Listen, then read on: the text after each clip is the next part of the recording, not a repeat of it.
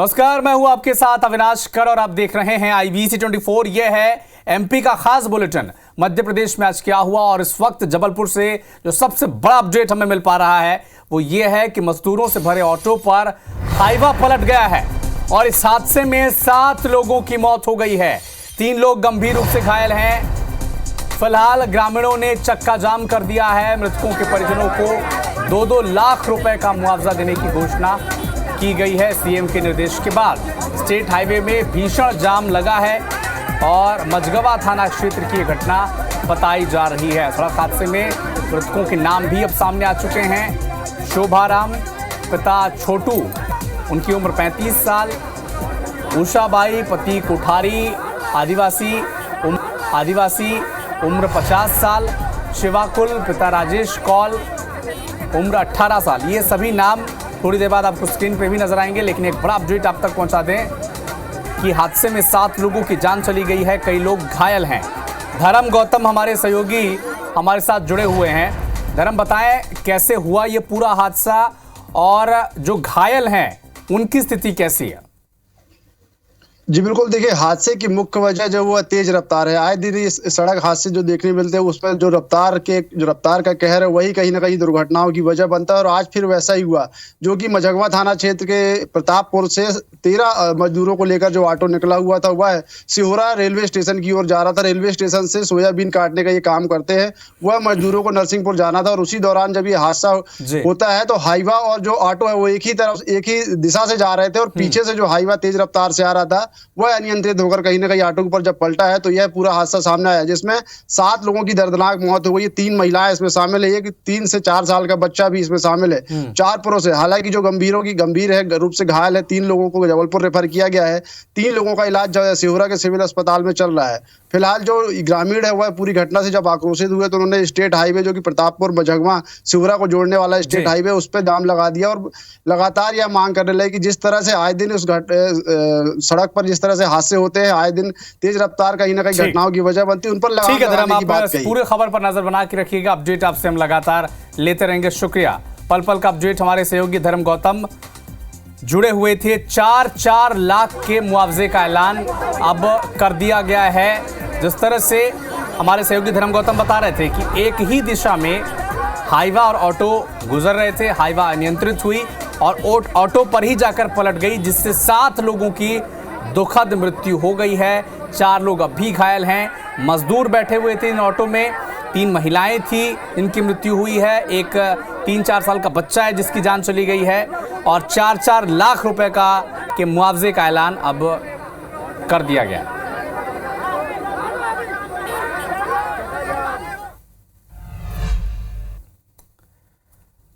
इधर राजधानी भोपाल में एक बार फिर से प्राइवेट स्कूल में मासूम बच्ची से दरिंदगी की खबर ने हर लोगों को हैरान कर दिया है। इस बार भी आरोपी स्कूल का स्टाफ ही निकला। एक टीचर पर 3 साल की बच्ची के साथ दुष्कर्म करने का आरोप लगा है। एक रिपोर्ट आप देखें।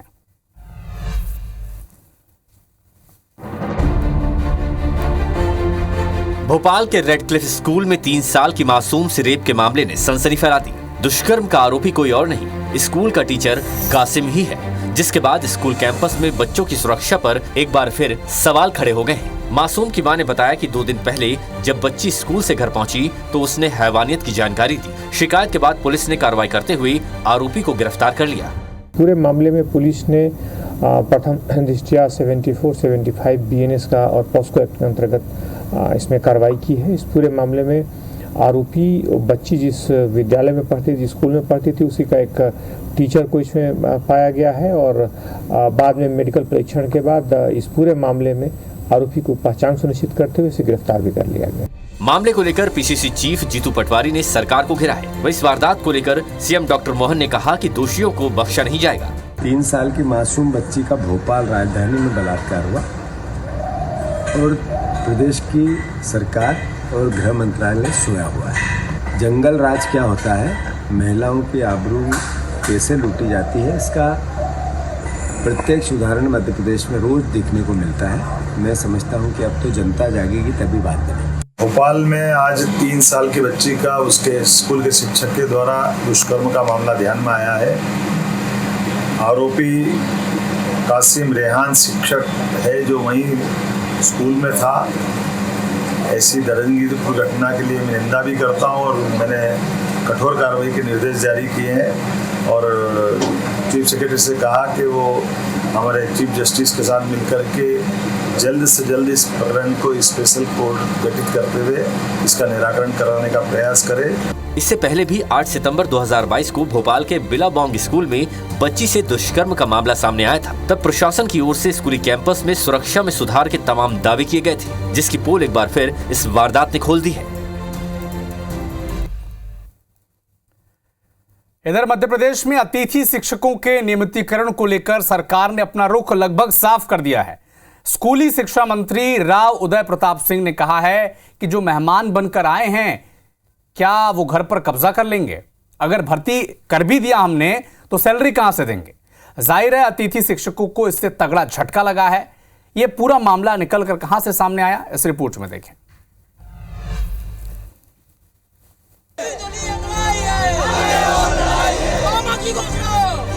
आप हमारे यहाँ मेहमान बन के आओगे तो घर पे कब्जा करोगे क्या? और अगर हम करेंगे तो उनकी सैलरी कहां से देंगे? एमपी में अतिथि शिक्षक नियमितीकरण की मांग को लेकर आंदोलन हो रहे हैं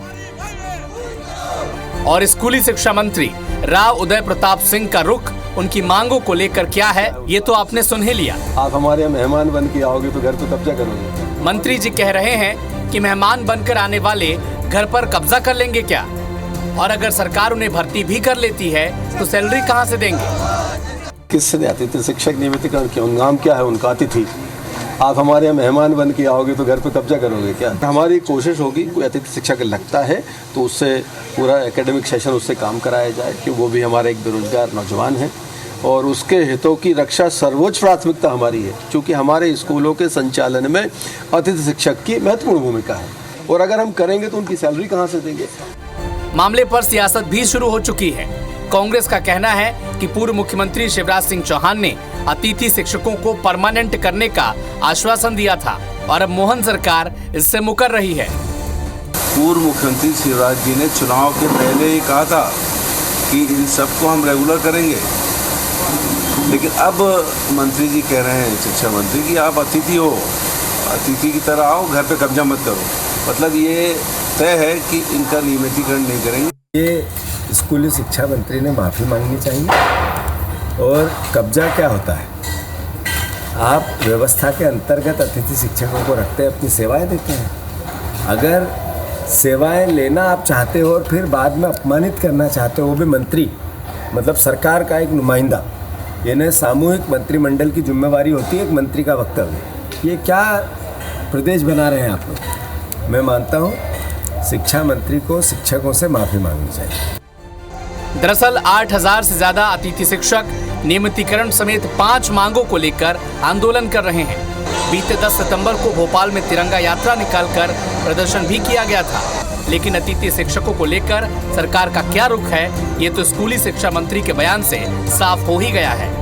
अब देखना दिलचस्प होगा कि अतिथि शिक्षकों को विपक्ष का साथ कहां तक मिल पाता है और उनकी कितनी मांगे सरकार पूरा करती है। विवेक पचैया, IBC 24, भोपाल।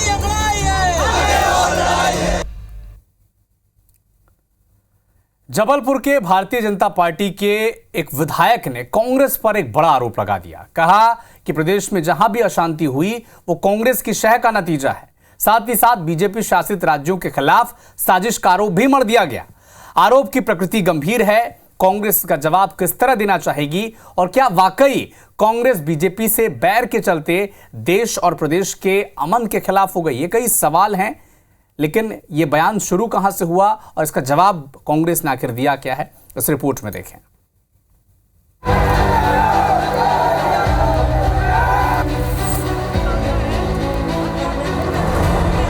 मध्य प्रदेश में गणेश विसर्जन के दौरान हो रही पत्थरबाजी और दंगों पर भारतीय जनता पार्टी के विधायक ने बड़ा बयान दिया। बीजेपी विधायक ने विसर्जन के दौरान होने वाली पत्थरबाजी और दंगों को कांग्रेस की साजिश बता दी और ये आरोप लगाया है जबलपुर कैंट से भारतीय जनता पार्टी के विधायक अशोक रोहानी ने।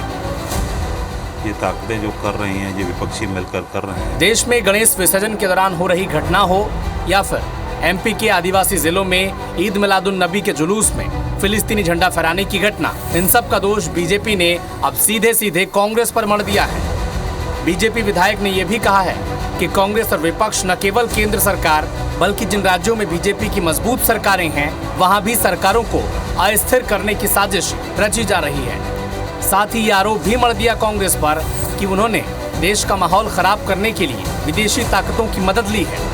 जनता द्वारा चुनी हुई सरकारों को तकलीफ पहुंचाने का काम, ये दंगे फैलाकर, पत्थरबाजी करके सौहार्दपूर्ण वातावरण को खराब करने का काम ये ताकतें जो कर रही हैं, ये विपक्षी मिलकर कर रहे हैं, उन स्थानों पर जानबूझ के अस्थिरता पैदा की जा रही है। विपक्ष बीजेपी विधायक अशोक रोहानी के बयान पर कांग्रेस ने पलटवार किया और कहा अशोक रोहानी को बीजेपी की सरकार में मंत्री पद की लालसा थी, लेकिन मंत्री नहीं बनाया गया, इसीलिए अपनी उपस्थिति दिखाने का प्रयास वो कर रहे हैं।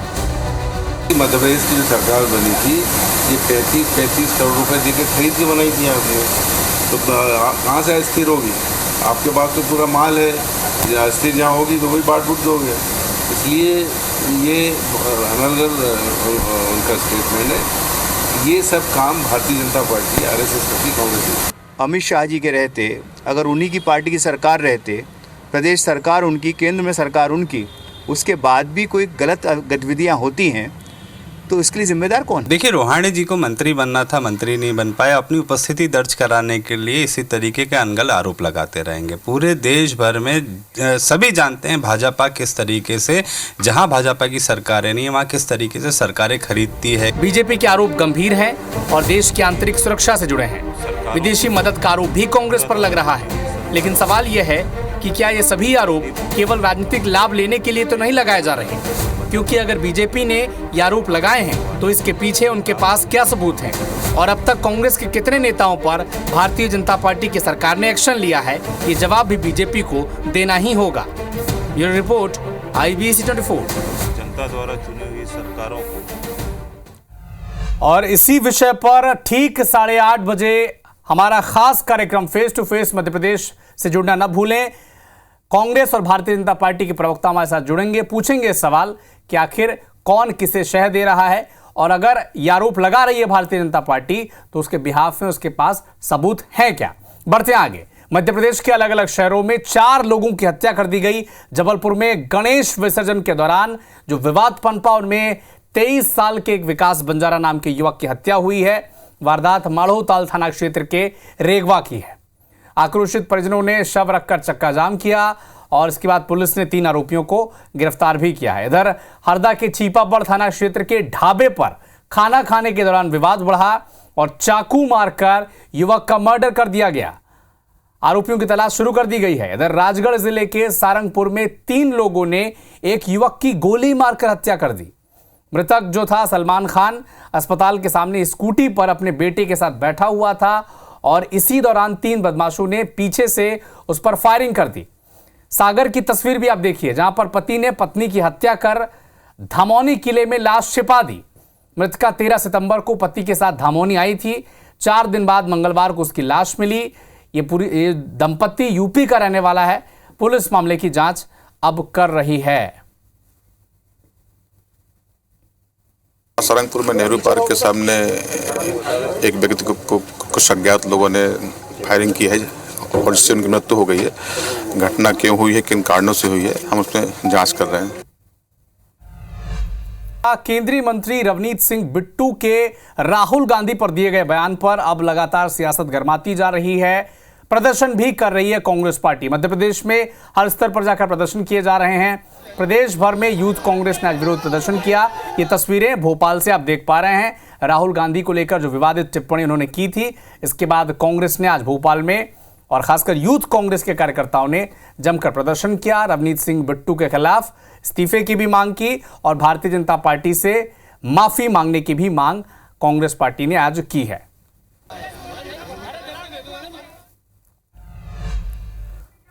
और इसी कड़ी में जबलपुर में भी राहुल गांधी पर जो आपत्तिजनक बयान दिया गया था रवनीत सिंह बिट्टू की तरफ से, इस पर युवा कांग्रेस ने गधों पर नेताओं के मुखौटे लगा दिए हैं। केंद्रीय मंत्री रवनीत सिंह बिट्टू, यूपी सरकार के जो मंत्री हैं रघुराज सिंह शिंदे, शिवसेना गुट के संजय गायकवाड़, इन सभी के मुखौटे अब गधे पर लगा दिए गए हैं, क्योंकि इन तीनों नेताओं ने राहुल गांधी पर विवादित टिप्पणी की है और इसी मुद्दे पर लगातार पिछले 3-4 दिनों से कांग्रेस पार्टी हमलावर है। प्रेस कॉन्फ्रेंस की जा रही है, सड़कों पर कार्यकर्ता उतर रहे हैं और एक अनोखा प्रदर्शन देखिए। उत्तर प्रदेश के मंत्री रघुराज सिंह सरकार के, इधर संजय गायकवाड़ महाराष्ट्र से और रवनीत सिंह बिट्टू जो खुद मोदी सरकार में और एनडीए सरकार में केंद्रीय मंत्री हैं, उनके खिलाफ अब एक अनोखा प्रदर्शन, उनके मुखौटों को गधों के चेहरों पर लगाया जा रहा है और इसे मध्य प्रदेश में गधा पचीसी भी कहा जा रहा है। लेकिन एक और विवाद इस वक्त मध्य प्रदेश में गहराता जा रहा है, वो है मध्य प्रदेश में इस समय फिलिस्तीनी झंडे का मामला। 2 तस्वीरें आपको दिखाते हैं क्योंकि ये मामला ठंडा नहीं हो रहा है। पहली तस्वीर आपको डिंडौरी से दिख रही है जहां फिलिस्तीन का झंडा फहराने का मामला सामने आया है। समनापुर के भानपुर गांव में रहने वाले मेहरुद्दीन खान ने अपने घर के आंगन में फिलिस्तीनी झंडा फहराया और जैसे ही ग्रामीणों ने देखा वो इकट्ठा होकर मेहरुद्दीन की हरकत का विरोध भी किया, फिलिस्तीनी झंडा उतारने को भी कहा। विरोध के बाद भी जब झंडा नहीं उतरा तो लोगों ने समनापुर थाने में जाकर शिकायत की और एफआईआर अब दर्ज हो गई है। फिलिस्तीनी झंडे को उतरवा दिया गया है। पुलिस ने गांव पहुंचने से पहले ही मेहरुद्दीन भाग निकला है, उसकी तलाश की जा रही है। दूसरी तस्वीर आप देखें, यह छतरपुर की है जहां पर तिरंगे झंडे में अशोक चक्र की जगह है कलमा लिखकर फहराया जा रहा है।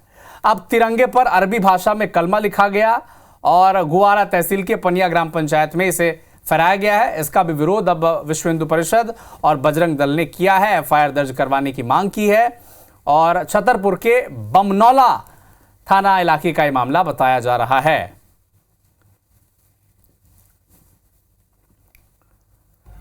राष्ट्रपति द्रौपदी मुर्मू 2 दिवसीय दौरे पर इंदौर पहुंची। एयरपोर्ट पर राज्यपाल मंगूभाई पटेल, मुख्यमंत्री डॉक्टर मोहन यादव और बीजेपी के प्रदेश अध्यक्ष वीडी शर्मा ने उनकी अगवानी की। इसके बाद राष्ट्रपति एयरपोर्ट से सीधे मृगनयनी एम्पोरियम पहुंची जहां कलाकारों से उनकी मुलाकात हुई।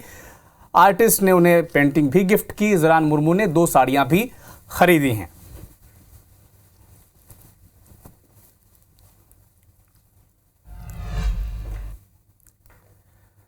इधर मध्य प्रदेश के ग्वालियर चंबल संभाग में मंगलवार देर रात से बारिश का दौर जारी है। बारिश से शहर के कई इलाके जलमग्न हो गए हैं। ग्वालियर में रात से अब तक 70 मिलीमीटर बारिश हो चुकी है। आलम यह है कि लोगों के घरों में 3 से 4 फीट तक पानी भर चुका है, जिससे घर में रखा गृहस्थी का सामान भी भीग गया। इधर तिगरा डैम के 5 गेट खोल दिए गए हैं। 12,500 क्यूसेक पानी छोड़ दिया गया है। आसपास के इलाकों में अलर्ट भी जारी किया गया है। जबकि शिविर का जायजा लेने पहुंचे अब कैबिनेट मंत्री प्रद्युम्न सिंह तोमर और मुलाकात की है प्रभावितों से और बेहतर व्यवस्था के निर्देश भी प्रशासन को दिए हैं। तो ये 3 तस्वीरें चूंकि ग्वालियर चंबल में लगातार कल देर रात से बारिश हो रही है और उसके बाद स्थिति यह है कि तिगरा डैम के 5 गेट खोले गए हैं। आसपास के इलाकों में अलर्ट है। कई रहवासी इलाकों में भी पानी भर चुका है। तो फिलहाल इस बुलेटिन में इतना ही, लेकिन देश और दुनिया के साथ एमपी और छत्तीसगढ़ की हर अपडेट के लिए आप जुड़े रहिए हमारे साथ। नमस्कार। IBC 24 number 1 news channel in Madhya Pradesh, Chhattisgarh.